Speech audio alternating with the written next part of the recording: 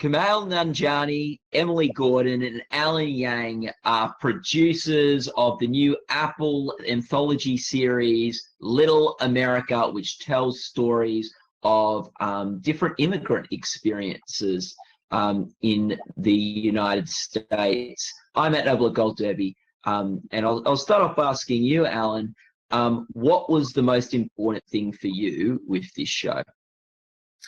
Wow, it's a big question. You know, when Lee Eisenberg called me, one of the creators of the show, along with Emily and Kumail, and told me the idea, I just was kind of floored because I kind of wondered why this show didn't exist. It was such a natural idea. It was such, a timely idea. And I think one of the things that we really wanted to do was just, and this sounds pretty basic, but show that immigrants are human beings and show the sort of variety of experiences they had, and show all the places they come from, all the places they've settled. And we really look at it as a bunch of character studies and showing these people as people and taking a little chunk of their lives, big or small, and portraying them hopefully realistically.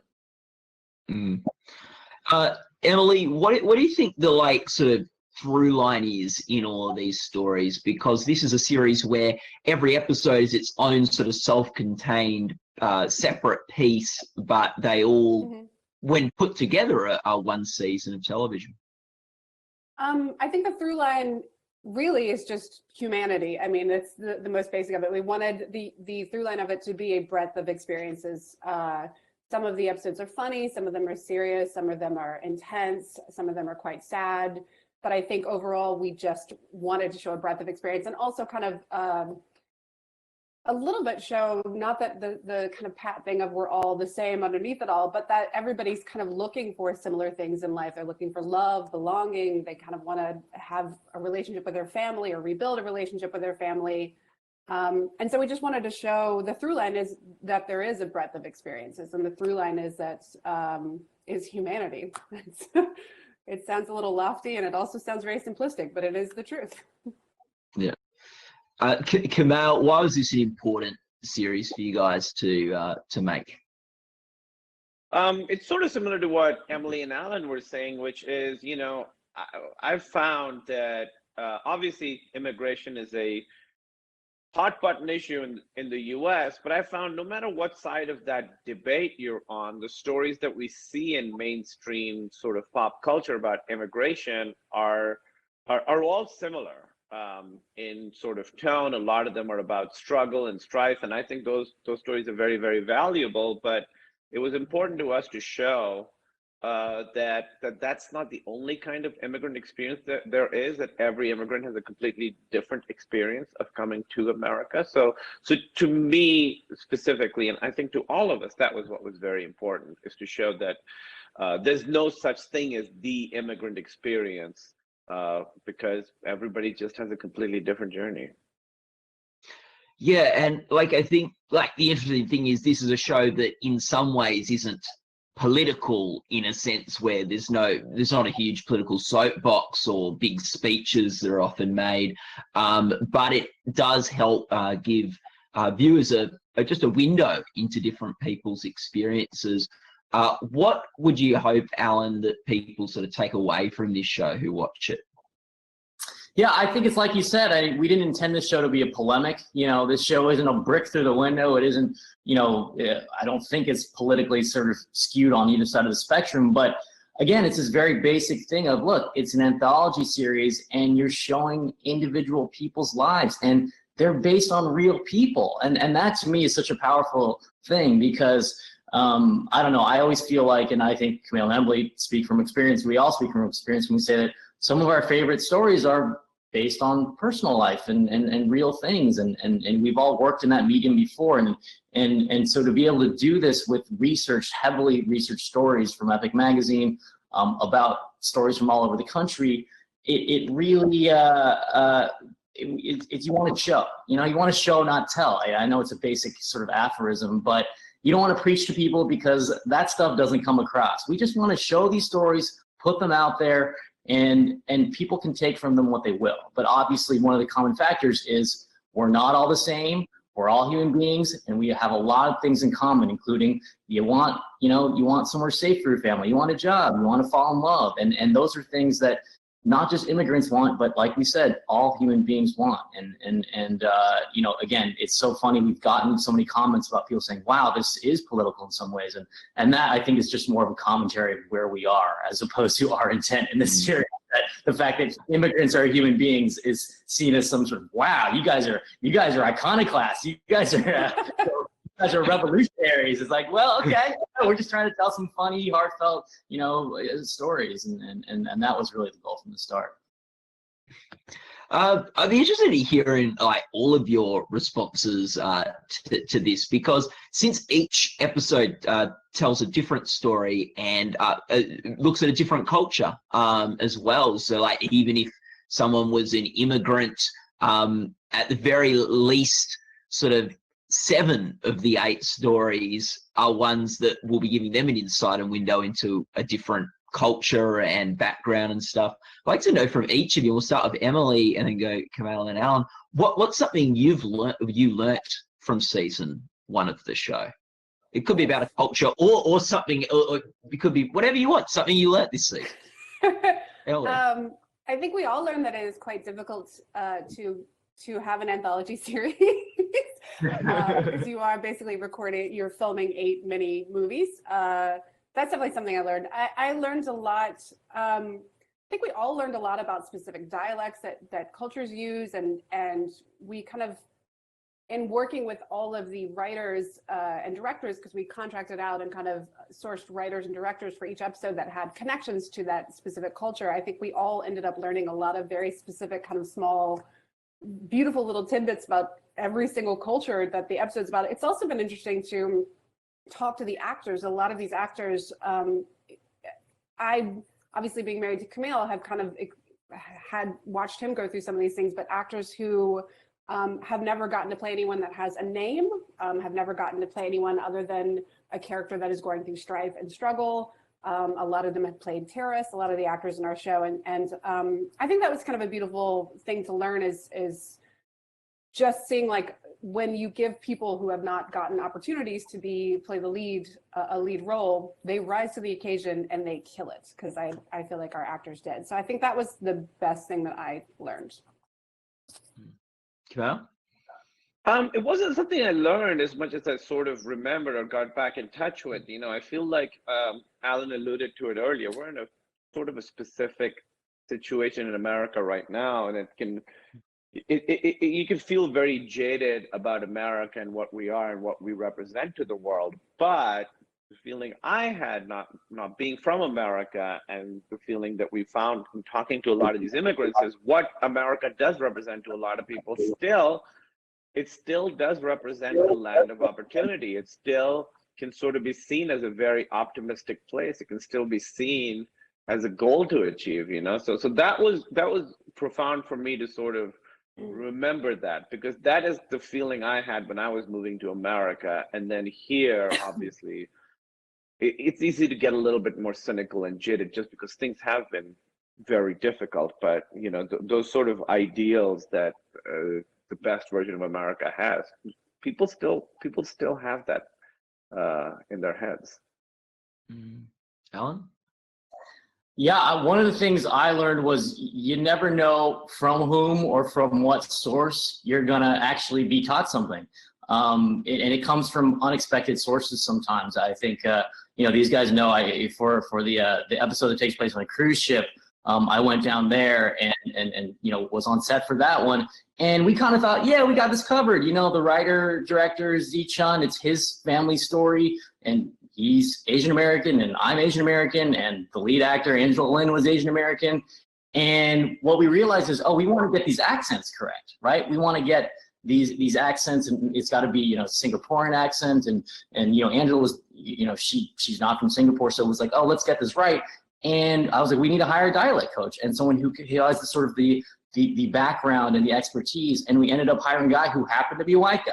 His name was Doug, and we called him Dialect Doug. And it's like, and he taught us a little bit about how some of these sounds are sort of made, because, he studied linguistics, and he's he comes from it from the point of view of a person who learned English and then learned Mandarin, as opposed to someone who grew up speaking Mandarin at home. And so learning about all these different accents, and when something would sound kind of wrong to my ear, having grown up in a Mandarin speaking household, I would say, hey, Doug, that sounds kind of wrong. Why is that? And can we get in, let's do it slightly differently? And so me and Z worked with Doug to get that accent, into shape. And obviously with Angela, who was so open with trying different dialects and, trying to use her own experiences as well as, Z's experience and my experience on set to try to meld those all together. So, it was kind of this beautiful thing where, we took all of our differing backgrounds, including a guy who had studied language, and sort of built them into the episode. So you never know where you're going to learn this stuff, whether it's someone who studied the culture, someone who grew up in the culture, a mix of both. You want to take all the expertise you can and put it into the final show. Mm. Something in the series is that Emily and Kumail, you wrote the Rock episode with Lee Eisenberg. You also are Oscar nominees for writing the Big Sick screenplay. Emily, what was it like writing an episode with Kumail that wasn't your own story? Oh, way easier. Yeah. Way less arguments about no, that's not quite how I remember that. I think, we write together kind of fairly frequently. I think Kumail and I had set up a good set of rules for ourselves about how we write together and had a good kind of process. And what was more interesting was, I think, bringing Lee into that process. Lee is very accomplished on his own, has done a ton of work, and also works with a partner often. And so I think that was the more interesting part, was kind of figuring out how the three of us would work together, which ended up working out really well. I think it's fun to collaborate with people, and I think it's maybe the most fun to collaborate with people on stories that are not your own. Yeah. Kumail, you didn't third wheel Lee when you guys were writing it, did you? No. What does third wheel mean? Does it mean I barely did anything? Oh, is that not a saying over there? Do you guys not have that? No, we do, but I don't quite understand the context you're at. I think it's like often couples will do that with someone, and it's like, oh, I feel like a third wheel. They're third wheeling me. Oh, yeah. Yeah, I'm on the air. That is also true, is that Lee and I are now a couple, and Kumail is our third wheel. No, for me, it was a terrible writing experience. Yeah, but everything else was a real disaster. Oh man, well, and that story, The Rock, is one of an immigrant whose story is about trying to overcome an obstacle of a rock to achieve his dream. Kumail, what was The Rock for you guys in putting the show together?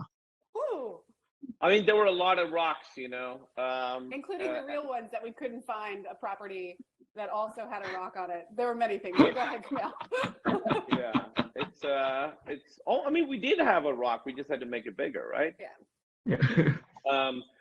Your every episode these guys are talking about, you have to sort of find a cast that speaks that language, that has a connection to that culture, that's from that country, that understands this stuff, and is good enough to be the lead of basically a movie. And just the way that Hollywood has been the last few decades, unfortunately, the people who have gotten to really get a lot of experience in movies and TVs have sort of looked and sounded a certain way. So we really had to break out of that and find people outside that group who could sort of carry these episodes. So that was a challenging thing, because a lot of these folks, you're finding people who don't necessarily have big fancy agents, but it was really, really satisfying, because every single person we found, we just found there's so much more talent out there that's not getting a shot. So even though that was sort of one of the rocks of the series, was finding a cast that could really do it, it ended up being a massive plus, because it really gave me a lot of faith in the future of Hollywood. I was like, oh, we have so many great talented people who haven't gotten that shot yet. Yeah. I'm gonna like, perhaps against better judgment, give this, just open this to the three of you as a bit of a free for all. Emily talked about the collaborative process on that episode. Lee, just a bit more broadly, how do you guys collaborate together, and what's magic about that? So basically, I'll just say it real quick, and then you guys can expand. Basically, you know, as Emily said, we hired writers for each episode, and then we would sort of work with those writers, give notes on the outline, then give notes on the script, and then we had a room after that that sort of went through every single script and polished everything. So it was a lot of iteration. It was a lot of rewriting. And we basically would, you know, we just finished writing season 2, so there'd be a schedule, right? Where they're like, on Friday, you get a new outline and you get a new script. By Monday, we would send notes on the outline and the script. Then we would get the next version the next Friday. So it actually became like a very, like, it was a pretty well-oiled machine the way we did it. Mm.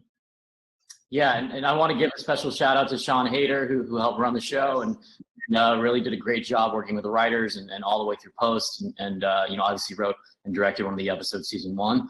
And so she and Lee did it, you know, a lot of heavy lifting, and yeah, you know, we just did our best to give notes on the outlines, the scripts, and then in post, you know, work on the edits and work on the cuts. And you know, it's a show with a lot of executive producers, obviously, you know, Josh Behrman and Josh Davis as well from Epic Magazine, Arthur Spector. So you know, you've got all of these people, but I think, you know, I can speak for myself, but you know, I really enjoyed it, and I felt like everyone is so smart, so accomplished, so talented, and no one was a jerk. So it was a pleasure to work on so far, so far.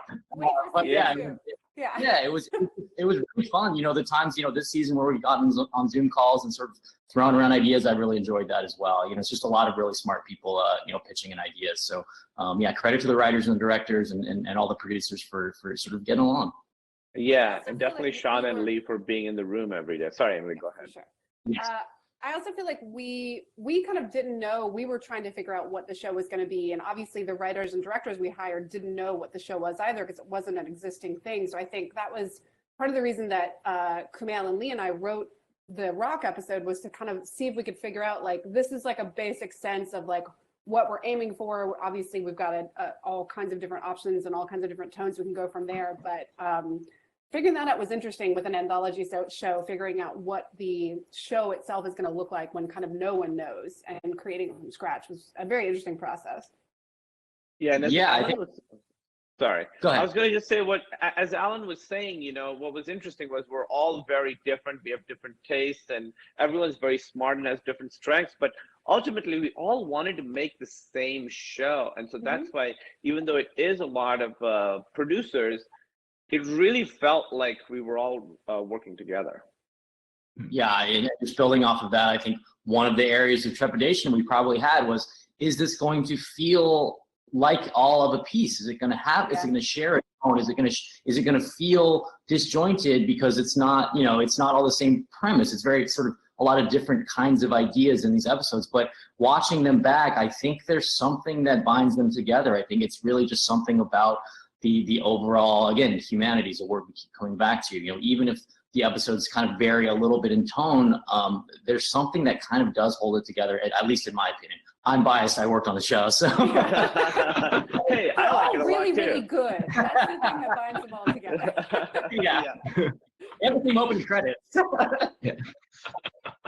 Oh, well, at least you guys love the show. And you know, that's not everyone who makes shows loves the work they've got at the end of it. Like, so you've done like. Good. I thought you were going like, at least you guys love the show. Yeah, that's what I was I liked it too. I liked it as well. There you go.